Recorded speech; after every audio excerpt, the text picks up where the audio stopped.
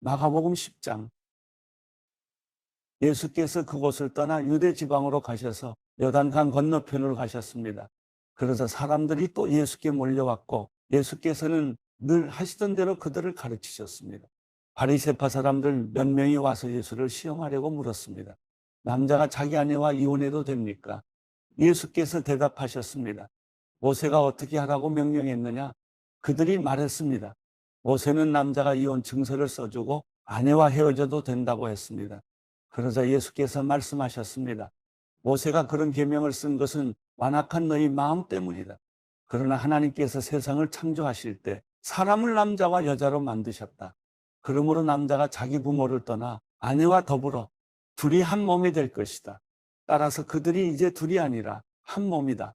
그러므로 하나님께서 짝지어 주신 것을 사람이 갈라놓아서는 안 된다. 집안에서 제자들이 예수께 이 문제에 대해 다시 물었습니다. 예수께서 대답하셨습니다. 누구든지 자기 아내와 이혼하고 다른 여자와 재혼하는 사람은 자기 아내에게 간음하는 것이다. 또 그 아내가 자기 남편과 이혼하고 다른 남자와 재혼하는 것도 간음하는 것이다. 사람들이 어린아이들을 예수께 데리고 와 어루만져 주시기를 원했습니다. 그러나 제자들이 그들을 꾸짖었습니다. 예수께서 이것을 보시고 노하시며 제자들에게 말씀하셨습니다. 어린아이들이 내게 오는 것을 허락하고 막지 말라. 하나님 나라는 이런 아이들과 같은 사람일 것이다. 내가 너희에게 진실로 말한다. 누구든지 어린아이와 같이 하나님 나라를 받아들이지 않는 사람은 결코 그곳에 들어가지 못할 것이다. 그러고는 어린아이들을 꼭 껴안아 주시며 손을 얹으시고 축복해 주셨습니다. 예수께서 밖에 나가려고 하시는데 한 사람이 예수께로 달려와 그 앞에 무릎을 꿇고 물었습니다. 선하신 선생님, 제가 영원한 생명을 얻으려면 어떻게 해야 합니까? 예수께서 대답하셨습니다. 내가 왜 나를 선하다고 하느냐? 오직 하나님 한 분 외에는 선한 분이 없다. 내가 살인하지 말라, 간음하지 말라, 도둑질하지 말라, 거짓 증언하지 말라, 사기치지 말라, 부모를 공경하라는 계명들을 알고 있을 것이다. 그가 말했습니다. 선생님, 저는 어릴 때부터 이것들을 모두 어김없이 지켜왔습니다. 예수께서 그를 쳐다보고 사랑스럽게 여기시며 말씀하셨습니다. 내게 한 가지 부족한 것이 있다.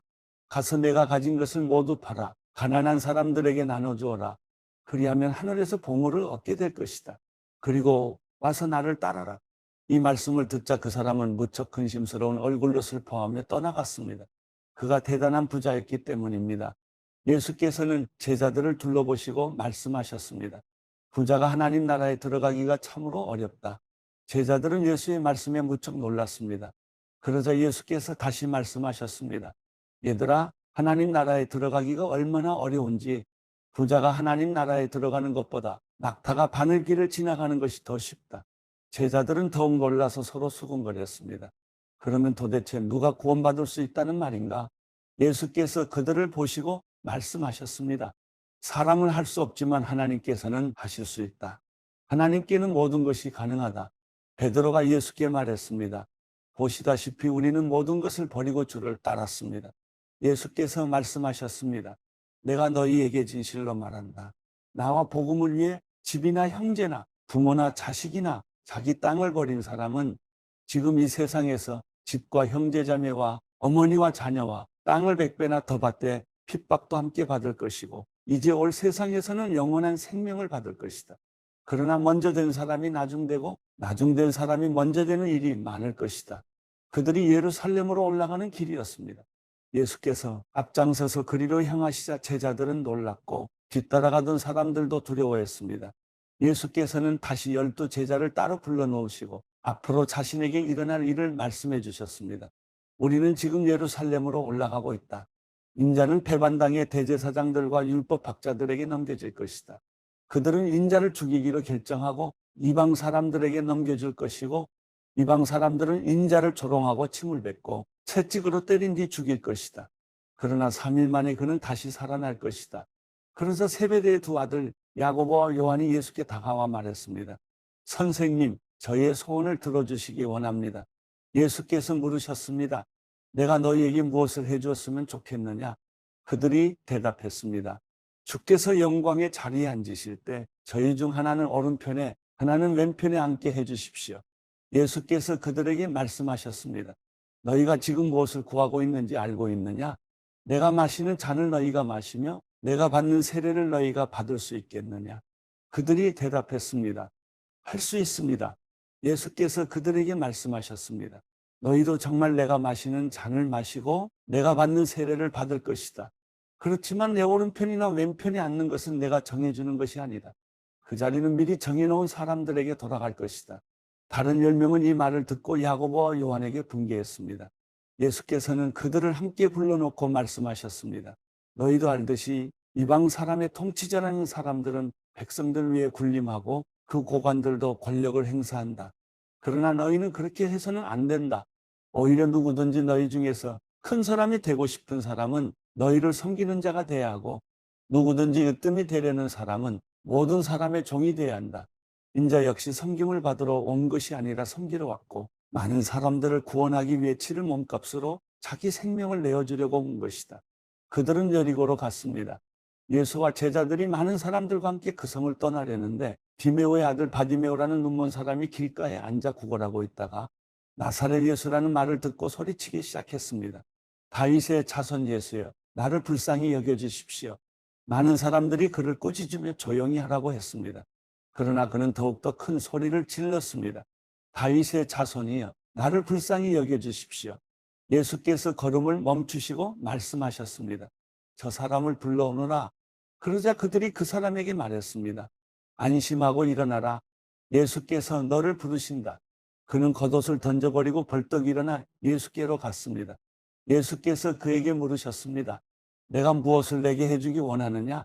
앞을 못 보는 사람이 대답했습니다. 선생님, 제가 보기를 원합니다. 예수께서 말씀하셨습니다. 가거라. 내 믿음이 너를 구원했다. 그러자 그 즉시 그는 보게 됐고 예수를 따르기를 나섰습니다. 마가복음 11장. 그들이 예루살렘에 가까이 와서 올리브산 근처 벳바게와 베다니에 이르렀을 때 예수께서 제자 2명을 보내시며 말씀하셨습니다. 저기 보이는 마을로 들어가라. 그곳에 들어가 보면 아직 아무도 탄 적이 없는 새끼 나귀 하나가 매여 있을 것이다. 그 나귀를 풀어서 이리로 끌고 와라. 만약 누가 왜 이러느냐고 물으면 주께서 필요하시니 쓰고 제자리에 갖다 놓겠다고 하라. 그들이 가서 보니 길거리 어느 문 앞에 새끼 나귀가 매여 있었습니다. 그들이 나귀를 풀고 있는데 거기 서 있던 사람들이 물었습니다. 뭘 하는 것이요? 왜 나귀를 풀고 있어? 그들이 예수께서 일러주신 대로 대답하자 그 사람들이 허락해 주었습니다. 그들이 나귀를 예수께 끌고 와서 자기들의 겉옷을 그 위에 얹어드리자 예수께서 나귀를 타셨습니다. 많은 사람들이 길 위에 겉옷을 깔아드렸고 또 어떤 사람들은 들에서 나뭇가지를 꺾어와 길에 깔기도 했습니다. 앞서가는 사람들과 뒤따라가는 사람들이 외쳤습니다. 호산나, 복이 있으리로다. 주의 이름으로 오시는 분이여. 복이 있도다. 다가오는 우리 조상 다윗의 나라여. 지극히 높은 곳에서 호산나. 예수께서 예루살렘에 도착하시자 성전으로 들어가셨습니다. 예수께서는 모든 것을 둘러보시고는 이미 날이 저물었으므로 12 제자들과 함께 베다니로 나가셨습니다. 이튿날 베다니를 떠나시려는데 예수께서 배가 고프셨습니다. 예수께서 멀리 잎이 무성한 무화과 나무를 보시고는 열매가 있을까 해서 가보셨습니다. 가까이 다가가 보시니 잎만 무성할 뿐 무화과 열매는 없었습니다. 무화과 철이 아니었기 때문입니다. 예수께서 그 나무에게 말씀하셨습니다. 이제부터 어느 누구도 내 열매를 따먹지 못할 것이다. 예수의 제자들도 이 말씀을 들었습니다. 예루살렘에 도착하시자마자 예수께서 성전으로 들어가 거기서 장사하던 사람들을 내쫓기 시작하셨습니다. 예수께서는 돈 바꿔주는 사람들의 상과 비둘기를 파는 사람들의 의자를 둘러보셨습니다. 그리고 어느 누구라도 장사할 물건들을 들고 성전 안으로 지나다니지 못하게 하셨습니다. 그리고 예수께서 사람들을 가르치시며 말씀하셨습니다. 내 집은 모든 민족들이 기도하는 집이라 불릴 것이다. 라고 성경에 기록되어 있지 않았느냐? 그런데 너희는 이곳을 강도의 소굴로 만들고 말았다. 이 말을 듣고 난 대제사장들과 율법학자들은 예수를 죽일 방도를 궁리하기 시작했습니다. 그들은 모든 사람들이 예수의 가르치심에 놀라는 것을 보고 예수를 두려워했던 것입니다. 저녁 때가 되자 예수와 제자들은 성 밖으로 나갔습니다. 이튿날 아침 예수와 제자들이 지나가다 뿌리째 말라버린 무화과 나무를 보았습니다. 베드로는 생각이 나서 예수께 말했습니다. 선생님, 보십시오. 저주하셨던 무화과 나무가 말라버렸습니다. 예수께서 대답하셨습니다. 하나님을 믿어라. 내가 너희에게 진실로 말한다. 누구든지 저 산에게 들려서 바다에 빠져라 하고 마음에 의심하지 않고 말한 대로 될 줄 믿으면 그대로 이루어질 것이다. 그러므로 내가 너희에게 말한다.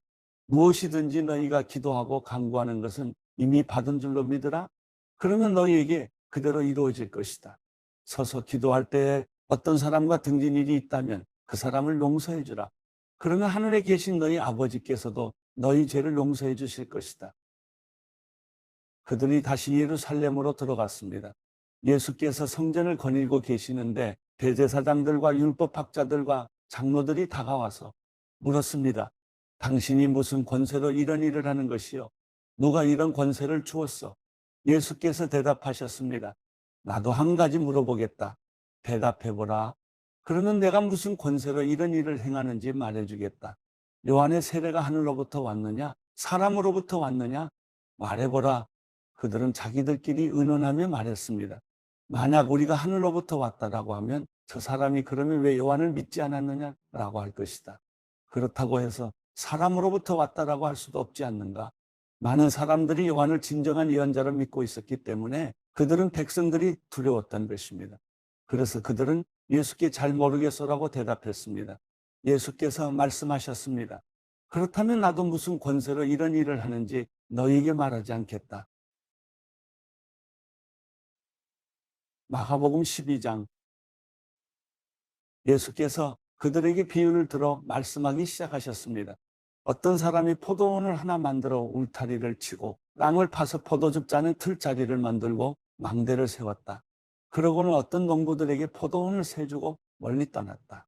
수확할 때가 되자 주인은 포도원에서 난 소출 가운데 얼마를 받아오라고 종을 농부들에게 보냈다. 그런데 그들은 그 종을 잡아다가 때리고는 빈손으로 돌려보냈다. 그러자 주인은 그들에게 다른 종을 보냈다. 그러나 그들은 그 종의 머리를 때리고 모욕했다. 주인은 또 다른 종을 보냈지만 그들은 그 종을 죽여버렸다. 그러고 나서도 주인은 계속해서 다른 종들을 많이 보냈는데 농부들은 그 종들을 때리고 더러는 죽이기도 했다. 주인에게는 이제 단 한 사람, 바로 사랑하는 자기 아들이 남아 있었다. 그는 마지막으로 아들을 보내면서 그들이 내 아들은 존중하겠지라고 말했다. 그러나 농부들은 자기들끼리 수근거렸다. 이 사람은 상속자다. 가서 그를 죽이자. 그러면 그 유산은 우리 차지가 될 것이다. 그리하여 농부들은 아들을 데려다가 죽이고 포도원 밖으로 내던져 버렸다. 이렇게 되면 포도원 주인이 어떻게 하겠느냐? 그가 와서 그 농부들을 죽이고 다른 사람들에게 포도원을 줄 것이다. 너희는 성경에서 이런 말씀을 읽어보지 못했느냐? 건축자들이 버린 돌이 집 모퉁이의 머릿돌이 됐다. 주께서 이렇게 하셨으니 우리 눈에 놀랍게 보일 뿐이다. 그러자 그들은 예수께서 말씀하신 이 비유가 자기들을 가리켜 말씀하시는 것임을 알아차리고 예수를 체포할 방도를 모색했습니다. 그러나 백성들을 두려워해 예수를 그대로 두고 가버렸습니다. 그들은 예수의 말씀을 트집 잡아보려고 바리새파 사람들과 헤롯 당원들을 예수께로 보냈습니다. 그들이 예수께 다가와 말했습니다. 선생님, 우리는 선생님을 참된 분으로 알고 있습니다. 선생님은 사람을 겉모습으로 판단하지 않기 때문에 사람으로 인해 동요되지 않고 하나님의 진리를 참되게 가르치신다고 들었습니다. 그런데 우리가 가이사에게 세금을 내는 것이 옳습니까? 옳지 않습니까? 우리가 세금을 내야 합니까? 내지 말아야 합니까? 예수께서는 위선적인 그들의 속셈을 다 아시고 말씀하셨습니다. 왜 너희가 나를 시험하느냐? 데나리온 동전 하나를 가져와 내게 보이라. 그들이 동전 하나를 가져오자 예수께서 그들에게 물으셨습니다. 동전에 있는 얼굴과 새겨진 글자가 누구의 것이냐? 그들은 가이사의 것입니다. 하고 대답했습니다. 그러자 예수께서 그들에게 말씀하셨습니다. 가이사의 것은 가이사에게 바치고 하나님의 것은 하나님께 바치라. 그들은 예수께 몹시 감탄했습니다. 부활이 없다고 주장하는 사두개파 사람들이 예수께 와서 물었습니다. 선생님, 모세가 우리를 위해 쓰기를 만약 형이 자식 없이 아내만 남겨놓고 죽으면 동생이 그 형수와 결혼해서 형의 대를 이을 자식을 낳아야 한다고 했습니다. 그런데 7 형제들이 있었습니다. 첫째가 결혼을 했는데 자식 없이 죽었습니다. 둘째가 그 형수와 결혼을 했는데 그도 역시 자식 없이 죽었습니다. 셋째도 마찬가지였습니다. 그렇게 7 형제 모두가 자식 없이 죽었고 결국 그 여자도 죽었습니다. 7 형제들이 다 이 여자와 결혼을 했으니 부활할 때 이 여자는 누구의 아내가 되겠습니까? 예수께서 대답하셨습니다. 너희가 성경도 모르고 하나님의 능력도 몰라서 그렇게 잘못 생각하는 것이 아니냐. 죽은 사람들이 살아날 때에는 시집도 가지 않고 장가도 가는 일이 없다. 그들은 마치 하늘에 있는 천사들 같이 될 것이다.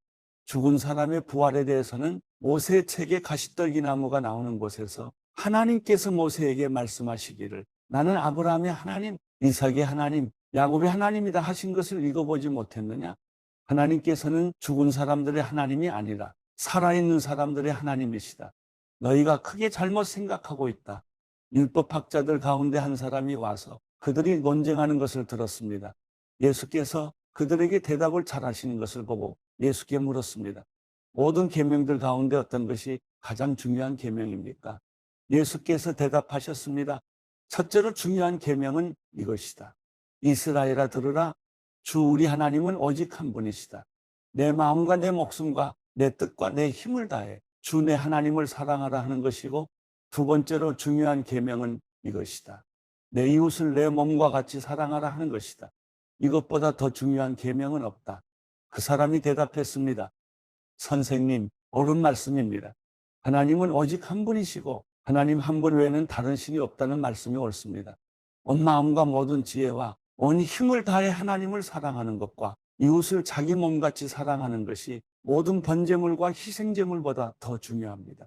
예수께서는 그가 지혜롭게 대답하는 것을 보시고 너는 하나님 나라로부터 멀리 있지 않구나라고 말씀하셨습니다. 그 뒤로는 감히 예수께 더 묻는 사람이 없었습니다. 예수께서 성전에서 가르치시면서 물으셨습니다. 어째서 율법학자들이 그리스도를 다윗의 자손이라고 하느냐? 다윗 자신이 성령으로 감동돼 이렇게 친히 말했다. 주께서 내 주께 말씀하셨다. 내가 내 원수들을 내 발 아래 굴복시킬 때까지 너는 내 오른편에 앉아 있어라. 다윗 자신도 그분을 주라 부르는데 어떻게 그리스도가 다윗의 자손이 될 수 있겠느냐? 많은 사람들이 예수의 말씀을 기쁘게 들었습니다. 예수께서 가르치시면서 말씀하셨습니다. 율법학자들을 조심하여라. 이들은 긴 옷을 입고 다니기를 좋아하고 시장에서 인사받기를 좋아한다. 또 회당에서 높은 자리와 잔치에서 윗자리에 앉기를 좋아한다. 그들은 과거의 집을 삼키고 남에게 보이려고 길게 기도한다. 이런 사람들은 더 큰 심판을 받을 것이다. 예수께서는 성전 헌금함 맞은편에 앉아 사람들이 헌금함에 돈 넣는 것을 보고 계셨습니다. 많은 부자들이 큰 돈을 넣었습니다. 그런데 가난한 과부 한 사람이 다가오더니 냈돈 동전 2개, 곧 한 고드란트를 넣었습니다. 예수께서 제자들을 불러서 말씀하셨습니다. 내가 너희에게 진실로 말한다. 이 가난한 과부가 어느 누구보다 더 많은 헌금을 드렸다. 그들은 모두 풍족한 가운데서 드렸지만 이 여인은 가난한 가운데서도 자신이 가지고 있던 모든 것, 곧 자기 생활비 전부를 드렸다.